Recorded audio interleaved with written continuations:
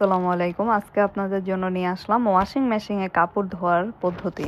এই যে আমি ওয়াশিং মেশিনের সুইচটা চালু করে দিলাম, দিয়ে এটা ড্রেনে থাকলে আপনারা নর্মালি দিয়ে দেবেন, কারণ ড্রেনে থেকে পানি চালু করলে পানি সব বাইরে বের হয়ে যাবে। তাই নর্মালে রেখে আমি এখন ওয়াশিং মেশিনের প্রায় অর্ধেক পর্যন্ত পানি নিয়ে নিলাম। এতটুকু পরিমাণ প্রয়োজন আমার কাপড় ধোয়ার জন্য, তাই আমি যেটুকু প্রয়োজন ওইটুকুই নিলাম। তারপর আমি এখানে গুঁড়ো সাবান দিয়ে দিলাম। এটা ওয়াশিং মেশিনে ইউজ করা যায় ওই কোয়ালিটি সাবান। তারপর আমি আজকে মশারি ধোবো, তাই মশারিগুলো দিয়ে দিলাম। যারা মনে করেন ওয়াশিং মেশিনে কাপড় ছিঁড়ে যায় বা কাপড়ের মান নষ্ট হয়ে যায়, এটা একদম ভুল ধারণা।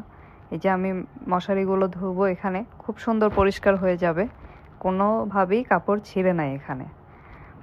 আর এটা 2 in টাব, এখানে 2 সাইডে থেকে এক সাইডে ওয়াশ করা হয়, আরেক সাইডে ড্রাই করা হয়। এখন আমি কাপড়টাকে ধোয়ার জন্য 6 মিনিট টাইম দিয়ে দিলাম।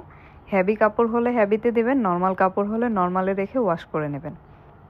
দেখতেই পাচ্ছেন পানিগুলো কি পরিমাণ কালো হয়ে গেছে, তার মানে বোঝাই যাচ্ছে খুব ভালোভাবে পরিষ্কার হয়ে ময়লাগুলো বের হয়ে এসেছে। আপনারা দেখতেই পাচ্ছেন কতটুকু ময়লা এখানে বের হয়ে এসেছে। তারপর আমি ওই পানিগুলোকে ড্রেনে সুইচ দিয়ে ফেলে দিয়ে এখন আবারও নতুন করে আরেকবার পানি নিয়ে নিলাম। নিয়ে এখন আমি 3 মিনিটের জন্য ভালো পানি দিয়ে এটাকে ধোয়ার জন্য, শুধু পানি সাবান ছাড়া ধোয়ার জন্য দিয়ে দিলাম। দিয়ে এখন আমি 3 মিনিট অপেক্ষা করব। এই একটি ওয়াশিং মেশিন দিয়ে আপনার সারা দিনের অনেক কাজ বেঁচে যাবে। আপনি একসাথে এখানে 13 কেজি কাপড় ধুইতে পারবেন। তো এই পর্যায়ে আমি এই পানিগুলো আবার ড্রেন অপশন চালু করে ফেলে দিলাম। এরপর আমি আরও একবার ভালো পানি দিয়ে, মোট 2 বার ভালো পানি দিয়ে এগুলোকে ধুয়ে নেব। মশারি একটু ভালোভাবে ধুইতে হয়, এটা আপনারা সবাই জানেন। তারপর আমি আরও 3 মিনিট সময় দিয়ে দিলাম।